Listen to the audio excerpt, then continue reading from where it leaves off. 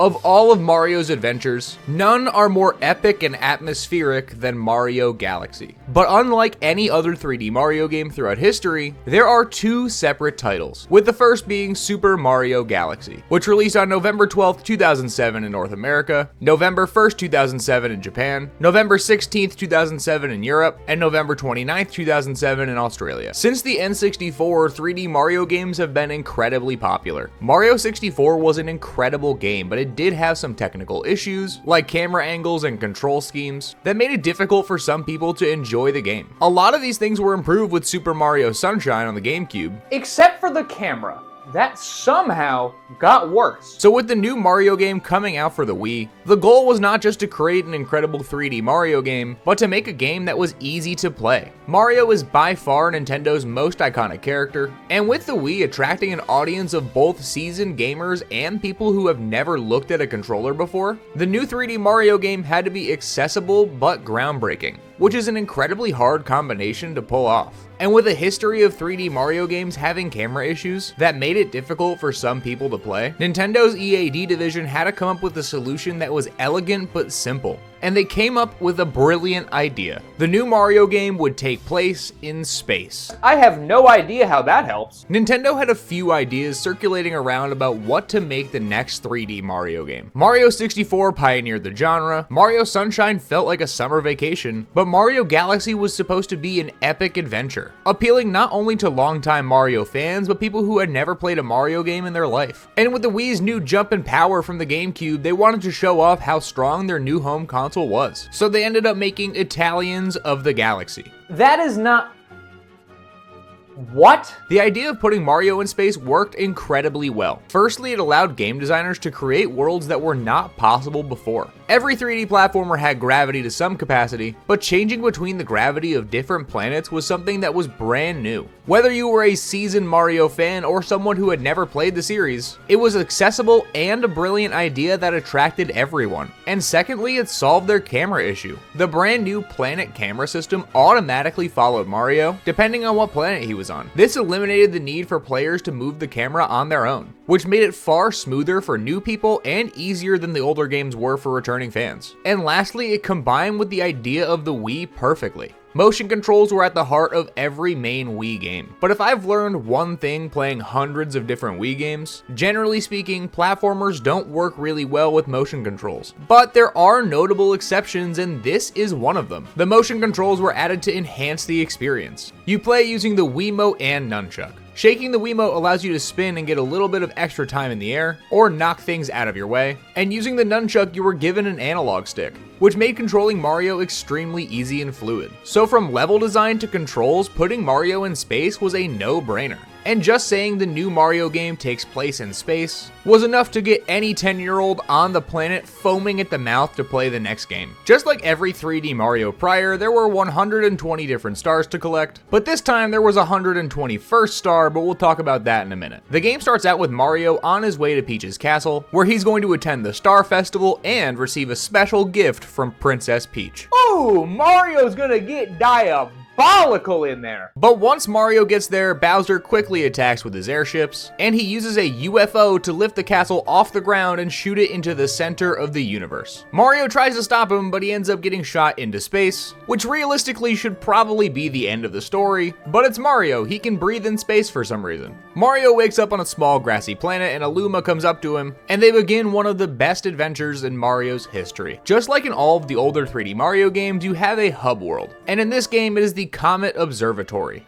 And while there's not a lot to do here, it serves as the center of your world where you'll go from galaxy to galaxy. Visually, it is extremely impressive. It's not my favorite hub world in Mario, that goes to Delfino Plaza, but there is nothing bad about this. But the one thing the Comet Observatory does better than any other hub world is that it gives you so much story. The observatory has a library where Rosalina tells stories to the Lumas. You get to hear the tragic story about Rosalina's past, how she met her first Luma, how she lost her home and her mother, and how she became the mother to all of the Lumas. This was the first Mario game to tell a story, and it did an incredible job. Of course, every Mario game has the generic Mario vs. Bowser story, but this was the first time we got a really flushed out character in a Mario game. It was deep, dark, and tragic, but somehow it felt right at home. And this quickly launched Rosalina to being one of the favorite Mario characters of all time. But most of the actual game takes place outside of the hub world. Using different rooms in the observatory, you'll be able to travel to different locations. These locations serve as worlds similar to how they did in Mario 64 and Mario Sunshine, where you're given an objective to complete tasks in order to earn a star. There's normally 4 normal worlds to explore and 1 boss world. And I think that one of the things that Mario Galaxy did best was making each world feel distinct but also similar. Mario's gonna control relatively the same on every planet he goes to, but each world is filled with different locations, themes, and objectives that will keep you busy the entire time you play. Incredible locations like the Good Egg Galaxy, the Space Junk Galaxy, and the Beach Bowl Galaxy are all iconic. And while you're exploring these galaxies, there are brand new power-ups to use. You have the Bee Mushroom, which allows Mario to turn into a bee. This allows Mario to fly short distances and climb up honey walls. You have the Boo Mushroom, which turns Mario into a boo. In this form, he can turn intangible and pass through walls. And he can read the forgotten language of Booish. Fun fact, I took Booish in college. And there was the Spring Mushroom, which turned Mario into a spring, which makes him jump over and over again. And though some of these powers seem a little weird, they all blend perfectly together, and no matter what power-up you have, it's an engaging time. Similar to Mario Sunshine, Mario Galaxy also offers boss battles, and these are so much fun. The variety in the boss battles from Dino Piranha to Camella makes it so every world you're in really feels complete when you're done with it. But I think one of the things that Mario Galaxy did better than any other Mario game before or after it was have one of the best soundtracks of all time. This was the first Mario game that had a full orchestrated soundtrack, and there is no game that really compares. There are so many incredible songs that come from this game that it's nearly impossible to pick a best. The music conveys emotion in ways that were not possible on older consoles, but with the jump in power to the Wii, they were able to do things they never were able to do before. But Mario Galaxy was truly an incredible game. I think that Mario Galaxy is one of the best Mario games ever made, but some people don't agree. The main complaint about Mario Galaxy is it doesn't feel as open as Mario Sunshine and Mario 64. And honestly, that is a valid criticism. Mario Galaxy's level design took a lot of notes from 2D Mario games, keeping players on one course until they get to the Power Star. And as much as I love exploring the open environments in games like 64 and Sunshine, there is something so incredible about all of the worlds in Mario Galaxy that makes me not really care. I had no issue collecting all 120 stars in this game, and I've done it multiple times since. And the best part is when you do collect all of the stars, you get to play as Luigi. This is the first time you get to play as Luigi in a 3D Mario game, and oh my god, I love it. This should be the standard for every Mario game. Once you beat it, you can play as Luigi. Beat it again, you can play as Wario. Beat it again, you can play as Waluigi. Beat it again, and you can play as the duck from Duck Hunt. I can dream, can't I? And once you beat the game as Luigi, you can get the last star, the 121st star, and truly complete the game. But Mario Galaxy was a nearly perfect game. There was something about it that was so incredibly special that it's often looked at as the best Wii game ever made. And there were way too many Wii games. But with how incredibly successful this game was, and how many more ideas the development team had, it only made sense for them to expand on Mario Galaxy. So they planned on doing just that and making Mario Galaxy 1.5. Oh, that name is terrible. Mario Galaxy 2 released on May 23rd, 2010 in North America, May 27th, 2010 in Japan,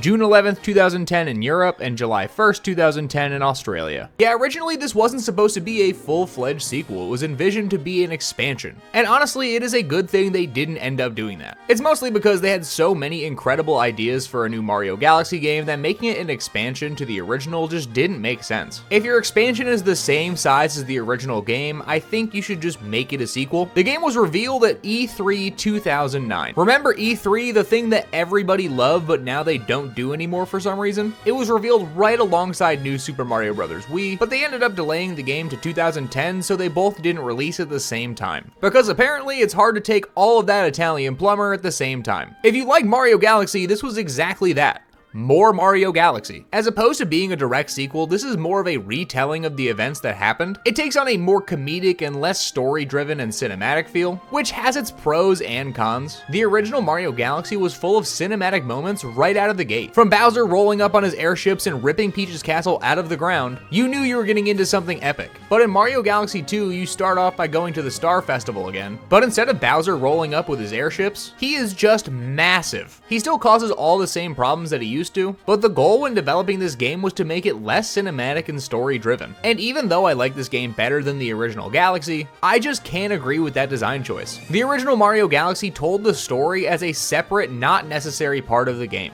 Going into the library and hearing Rosalina's stories was optional, but it provided a lot of lore and context for people who wanted it. And I was one of those people. So when they chopped a lot of the things that made Mario Galaxy, it was sad to see. They wanted this game to feel like an independent game where you didn't need to play the first to play this one, which makes sense as an idea, but you named the game Mario Galaxy 2. It is literally a sequel to the first game. So based off the name alone, a lot of people are not going to want to play this game if they didn't play the first. But regardless of the story, they still ended up making a game that was phenomenal. If you liked the original Mario Galaxy, this was exactly that. More Mario Galaxy. It had an almost identical control scheme to the original game, where you're running around, jumping from orbit to orbit, in a gravity-defying game that was truly a masterclass in 3D platforming. But this time, Mario isn't going about his journey alone. They ended up bringing Yoshi into this game, and you could now ride him in space. I will ride that majestic beast anywhere I need to. And honestly, I think that is one of the simplest but most brilliant ideas of things they added to this game. By himself, Yoshi is already iconic,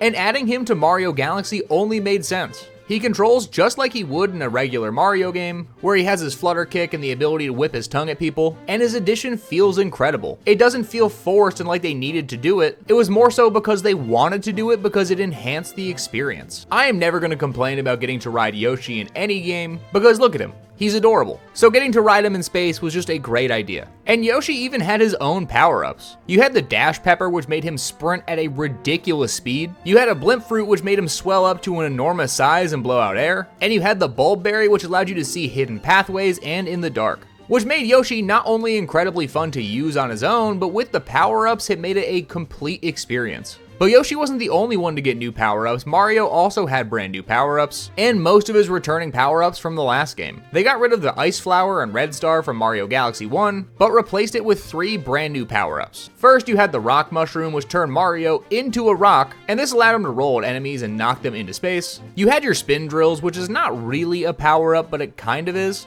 This allowed Mario to grab onto it and drill through the planet. But my favorite power-up added to this game was also my favorite of all time, and that is the Cloud Flower. This allowed Mario to walk on clouds and create 3 cloud platforms of his own, and it is so much fun to use. A lot of the power-ups in the original Galaxy and in 2 are just kind of fine, but the Cloud Flower allows you to take this game however you want to. Being able to create up to 3 platforms made exploring these worlds so much more fun, and it helped in exploring levels because this game can be incredibly difficult.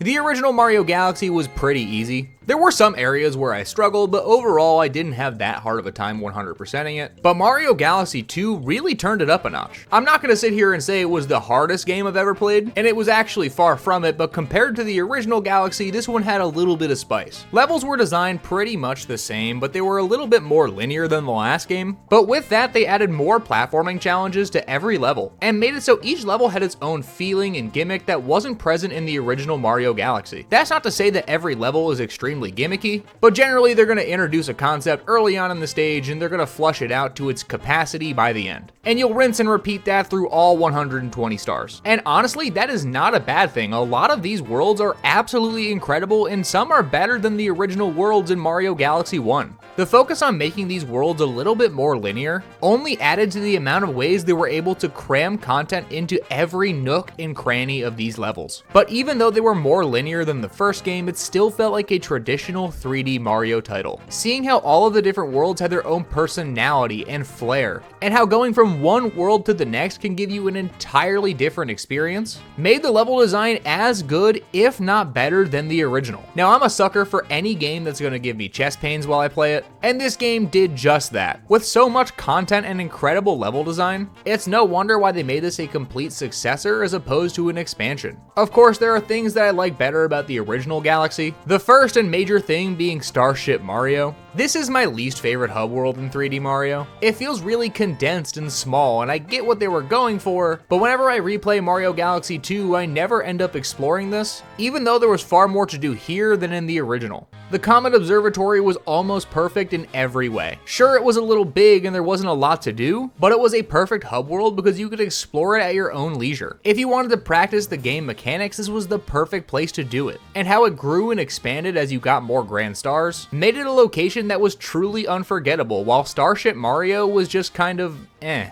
I don't hate it, but I don't like it as much as Peach's Castle and Isle Delfino. And the only other thing I can say that Mario Galaxy 1 did better is the fact that when you beat the game, you gotta play as Luigi, and beat the entire game over again. Where in Mario Galaxy 2, you can still play as Luigi, but once you collect that final star, they end up shooting out 120 green stars, which means you now have to go back to every world you had beat and find those stars hidden in them. And collecting these felt like a chore rather than an experience. I would rather play through the game again as Luigi and do all the missions over again than go back and explore aimlessly to try and find these stars. But even though there were things that Mario Galaxy 1 did better, Mario Galaxy 2 was the perfect sequel. It built upon everything that was great about the original Mario Galaxy and made an experience that took what was great about the first game and added onto it. If I had the ability to erase my memory and go back and play these games for the first time, I absolutely would. Mario Galaxy 1 was one of the first games I bought when I got my Wii, and Mario Galaxy 2 was given to me by friends on my birthday. So both of these games hold a special place in my heart, and it doesn't matter if you've played all of the 3D Mario games or none of them. If you pick up and play Mario Galaxy, you're going to have an incredible time. What's your favorite 3D Mario game? Let me know in the comments, and as always, thank you for watching. I hope you and your family have an incredible rest of your day, and if you like anything you saw here, please consider subscribing.